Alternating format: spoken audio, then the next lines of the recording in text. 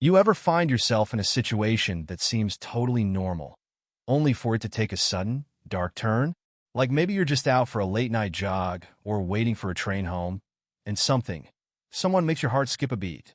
These moments might start off ordinary, but they can quickly spiral into something far more sinister. Tonight, I'm going to share some true stories about people who found themselves in those exact situations, where the everyday became a nightmare and escape wasn't guaranteed. Story 1. The Wrong Ride.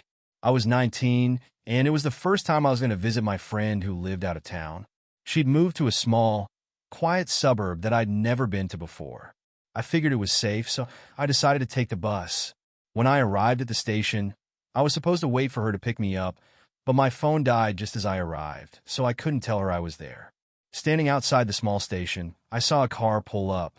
A man leaned out of the window and asked, "Are you waiting for a ride?" He had this pleasant smile that made him seem harmless, like a friendly uncle or something. He was in his late 40s, maybe 50s, with gray hair and a clean-shaven face. I assumed my friend had sent someone to pick me up since I couldn't contact her. So I nodded, and he motioned for me to get in the car. As soon as I got in, something felt wrong. The car smelled faintly of cigarettes and something else, something chemical. He drove in silence for a while, and I started getting nervous, realizing we were heading out of town, not towards it. "Hey, where are we going?" I finally asked, trying to keep my voice steady. "I just need to make a quick stop first," he said without looking at me. That was when the dread hit me hard. I knew this wasn't right. My heart started pounding, and I had this overwhelming urge to get out of that car. I looked around, and when he slowed down slightly to take a turn, I grabbed the door handle and yanked it open, throwing myself out onto the side of the road. I scraped my hands and knees on the gravel, but didn't care. I just ran as fast as I could. Behind me, I heard the car screech to a stop. I didn't look back. I ran until I found a small diner and rushed inside, shaking and out of breath. I borrowed the phone and called my friend, who was frantic. She had just arrived at the station to find me missing. I never saw that man again, but the police said I was lucky, really lucky. They found traces of chloroform in his car when they tracked him down later. He'd been planning something far worse than just giving a girl a ride. Story 2. The Man at the Gas Station.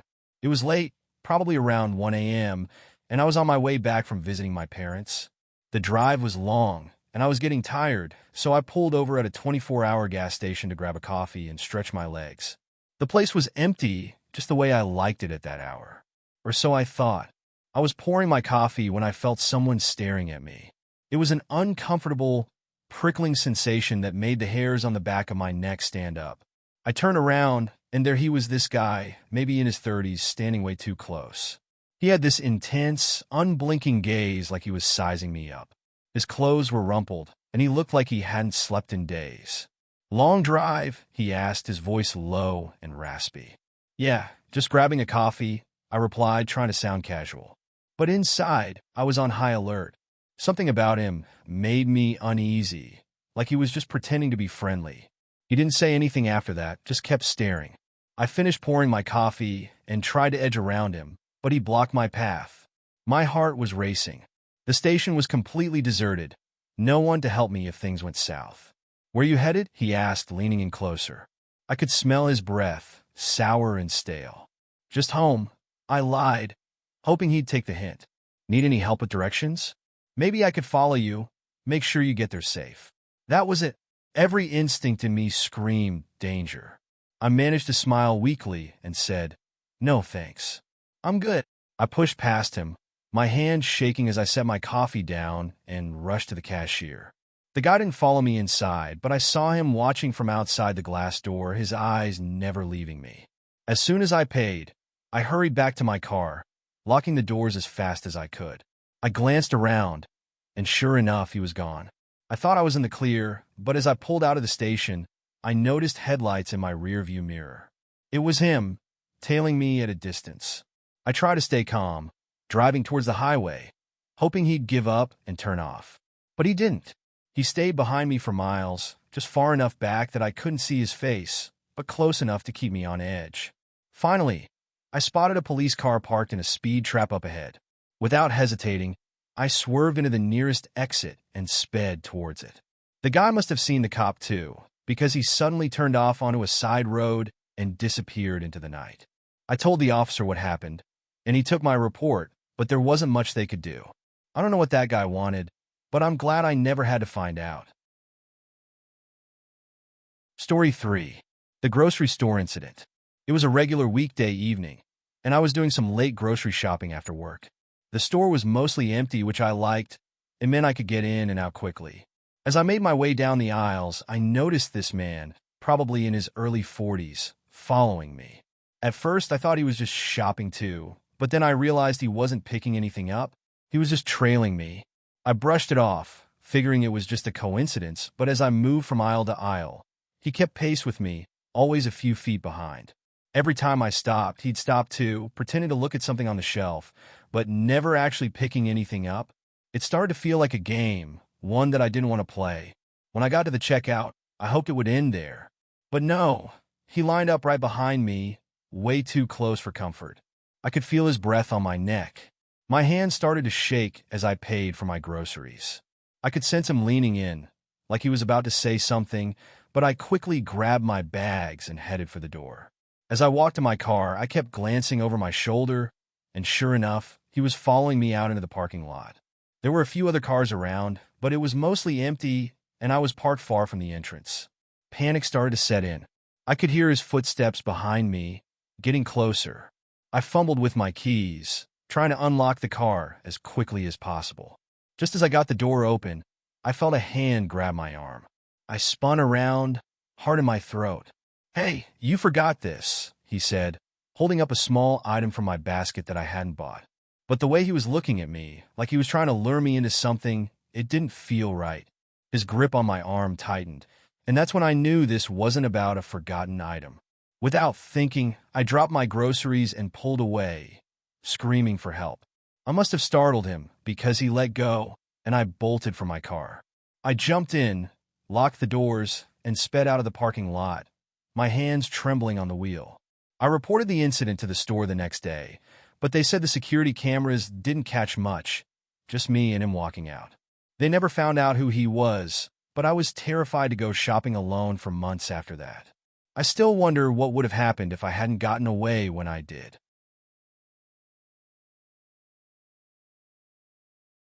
Story 4. The parked car. It was a crisp autumn evening, and I had just finished my night class. The campus parking lot was eerily quiet, with only a few cars scattered around. My car was parked in a secluded corner, which seemed like a good idea when I arrived. No one would park too close, giving me space to get in and out easily. Now, though, it felt like a bad decision. As I walked towards my car, I noticed another vehicle parked directly beside mine. The lot was almost empty, yet this car was right next to mine. It struck me as odd, but I figured maybe the driver just didn't notice how empty the lot was. When I got closer, I saw someone sitting in the driver's seat.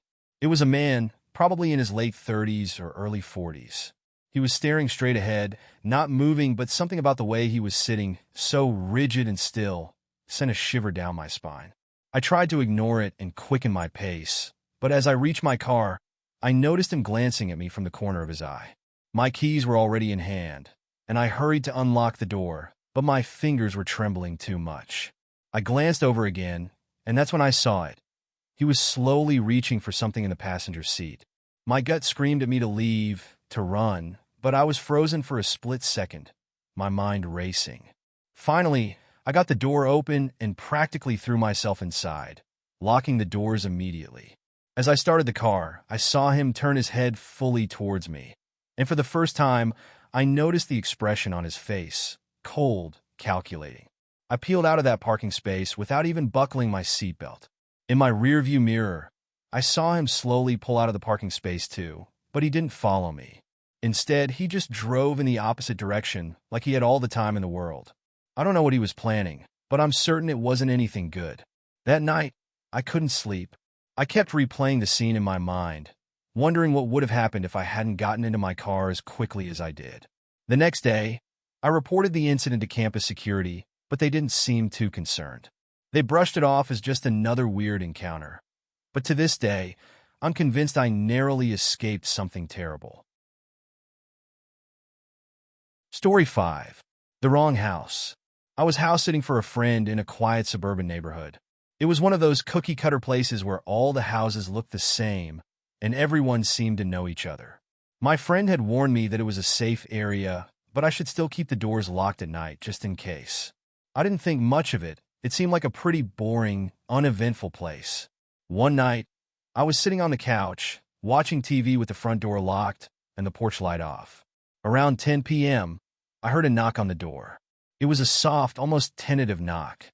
I muted the TV and waited, thinking maybe I imagined it, but then it came again a little louder this time. I got up and peered through the peephole. There was a man standing on the porch, his back to the door, looking around as if he was checking to see if anyone was watching. He was holding something in his hand, but I couldn't tell what it was. Every instinct in me screamed not to open the door. "Can I help you?" I called through the door, trying to sound firm. The man turned around slowly, and I got a better look at him. He was probably in his late 30s, dressed in a hoodie and jeans. He had this strange smile on his face, one that didn't reach his eyes. "Yeah, I think I'm at the wrong house," he said, but he didn't leave. He just stood there, that creepy smile still plastered on his face. "If it's the wrong house, you should probably go," I said, trying to keep my voice steady. He didn't move, just kept smiling. Then he reached for the door handle, and my heart nearly stopped. I was glad I'd locked it, but the sight of him trying to open the door, still with that unsettling grin, sent a wave of panic through me. I backed away from the door, grabbing my phone and dialing 911. As soon as he heard me talking to the dispatcher, his expression changed. The smile vanished, replaced by a cold, hard glare. He muttered something under his breath and walked off the porch, disappearing into the darkness. The police arrived about 10 minutes later, but the man was long gone. They told me it was probably just someone messing around, but it didn't feel like a prank. It felt like something much more sinister. I never told my friend how scared I was that night. I didn't want to freak her out, but I'll never forget the look on that man's face, or the way he tried to open the door, like he was testing the lock, testing to see how easy it would be to get inside. Story 6. The Midnight Jogger. I used to jog late at night. I know it's not the safest habit, but I always thought my small town was different. It's quiet. Almost too quiet sometimes, with the streets deserted after 9 p.m. One night, I decided to take my usual route through a small, wooded park on the edge of town. The moon was bright, casting long, eerie shadows across the path. I could hear nothing but the crunch of gravel under my shoes and the occasional rustle of leaves in the breeze. About halfway through my run, I noticed something strange. The trees along the path were swaying more than they should have been. I slowed down, telling myself it was just the wind, but deep down I knew it wasn't. My heart began to race, not from the exercise, but from the sudden, inexplicable dread that crept over me.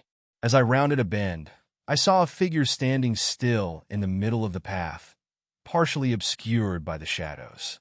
He was dressed in dark, loose clothing, and his face was turned away from me, staring off into the woods. I stopped dead in my tracks, my breath catching in my throat. "Hey, are you okay?" I called out, my voice shaky. He didn't respond, didn't even acknowledge my presence. He just stood there, as if he were waiting for something. I took a cautious step forward, trying to get a better look, but the closer I got, the more I realized something was off. His posture was unnatural, stiff, like he wasn't really standing of his own accord. A shiver ran down my spine. I could feel the urge to turn and run back the way I came, but my legs were frozen in place. The air around me felt thick, heavy with tension. Suddenly, the man's head snapped towards me, his eyes wide and wild. But it wasn't the look of someone who was surprised or afraid. It was the look of someone who had been caught in the act. His face was gaunt, pale, with dark circles under his eyes like he hadn't slept in days. And then, in one quick motion, he lunged towards me. I stumbled back, my heart pounding in my ears, and turned to run, but my foot caught on a root, sending me sprawling to the ground. As I scrambled to get up, I heard his footsteps, quick and heavy, getting closer and closer. I was sure he was going to grab me, but as I reached the edge of the park, the footsteps suddenly stopped. I dared to glance back, expecting to see him right behind me. But there was nothing. The path was empty, just as it had been before. The only sound was my own ragged breathing. I didn't wait to find out where he went. I sprinted all the way home, not stopping until I was safely inside with all the doors locked. The next day, I reported what happened to the police, but they found nothing, no footprints, no sign that anyone had been there at all. That was the last time I ever jogged at night. I can't explain what happened, but I know what I saw. And I know that man wasn't just standing there by accident. He was waiting for someone like me to come along. Story 7. The Abandoned Barn. My cousin and I used to explore the countryside around our grandparents' farm every summer. It was mostly harmless fun until we stumbled upon the old barn. It was set back from the road, almost hidden by overgrown weeds and trees, as if it had been forgotten for decades. The paint was peeling, the roof sagging, and the windows were either shattered or covered with grime. Something about that place drew us in, though, like it was daring us to come closer. My cousin dared me to go inside, and never one to back down from a challenge. I agreed. The door creaked loudly as we pushed it open, revealing the dusty, dim interior. The air inside was stale, thick with the smell of mold and something else, something faintly metallic that I couldn't quite place. Sunlight filtered through the broken windows, casting strange, flickering shadows across the dirt-covered floor. As we stepped inside, I felt a sudden drop in temperature, like we had walked into a freezer. My breath came out in small, visible puffs, and I couldn't shake the feeling that we were being watched. The barn was completely silent, except for the occasional groan of the old wood settling. Yet I felt eyes on us, unseen but unmistakable. We wandered through the barn, peeking into the stalls and climbing the rickety ladder to the loft. Everything was covered in a thick layer of dust, untouched for who knows how long. But when we reached the loft, we found something that didn't belong. In the center of the floor was a small, neatly arranged pile of clothes, children's clothes. They looked old, like they had been there for years, but they weren't dusty like everything else. They were clean, almost as if they had been placed there recently. I picked up a small blue dress, and as I did, I heard the faintest sound behind me. It was so soft that at first I thought I imagined it, a low, whispering murmur that seemed to come from the walls themselves. I turned to my cousin, but he was pale, staring at something behind me. I turned slowly, and that's when I saw it. In the far corner of the loft, where the shadows were darkest, stood a man. He was tall and thin, almost skeletal, with hollow eyes that seemed to glow faintly in the dim light. His clothes were old, tattered, and covered in dirt. But it was his smile that chilled me to the bone, wide, unnatural, stretching across his gaunt face like a grotesque mask. He didn't move, just stood there, watching us with that horrifying grin. I couldn't breathe, couldn't think. My cousin grabbed my arm, snapping me out of my trance, and we bolted for the ladder, nearly tripping over each other in our haste. As we scrambled down, I heard the man whispering again, louder this time, like he was chanting something in a language I didn't understand. We didn't stop running until we were far away from that barn, gasping for breath in the open air. When we told our grandparents what happened, they went pale. They told us that barn had belonged to a family who disappeared without a trace many years ago, and it was said that the father had gone mad, locking himself inside the barn with his children. No one knew what happened to them, but the locals stayed far away from that place, believing it to be cursed. We never went back to the barn, and I still have nightmares about that man. His hollow eyes, his twisted smile. I know now that some places are better left forgotten. So, there you have it, stories of ordinary moments turned terrifying, where a wrong turn, a chance encounter, or just being in the wrong place at the wrong time could have led to disaster. These aren't tales of ghosts or monsters. These are the real-life horrors we brush up against without even realizing it until it's too late. And it's that fear, that panic, that stays with you long after you've made it home safe. If you make it home safe. The next time you find yourself alone, whether you're out for a jog, waiting for a train, or just walking home, remember these stories. Trust your instincts, stay aware, and most importantly, keep your guard up, because you never know when a seemingly ordinary moment could turn into your own nightmare.